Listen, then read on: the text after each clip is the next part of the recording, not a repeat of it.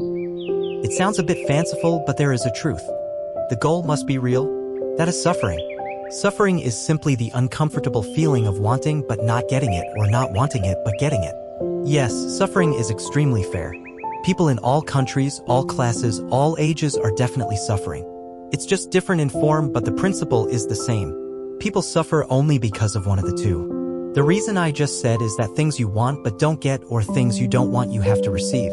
For example, suffering because you want to hear honey sounds but receive harsh sounds. Suffering because you want to see beautiful things but have to expose ugly things in front of you. Suffering because you want to eat delicious food but have to eating bad food.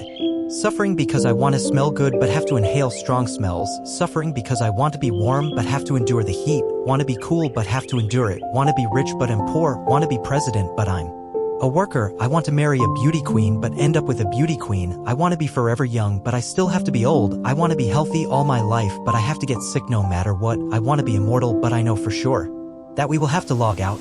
We suffer because of many things, but in short, it is due to only one reason: unsatisfied needs. If we want to completely reduce suffering, the only way is to reduce the fabrication of suffering, because the truth is that suffering is not real. You have the right to want, and what you want can be achieved or not achieved. But clearly it has nothing to do with suffering. Suffering is just a feeling that you have created yourself. It's just in my head. It has absolutely nothing to do with the external environment. Right? Who says poverty is suffering? The poorest indigenous people in this land are still on fire, but they are still dancing, singing, and living a much happier life. Person with excess money. It is said that hardship is suffering.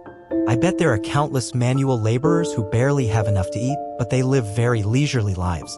There are still many presidents who look leisurely but are stressed all year round.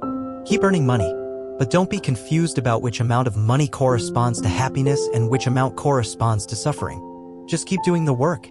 But don't be tempted to think that this is happiness or that is suffering.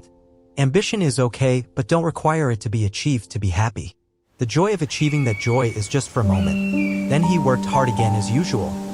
Suffering seems so real, but it's not real.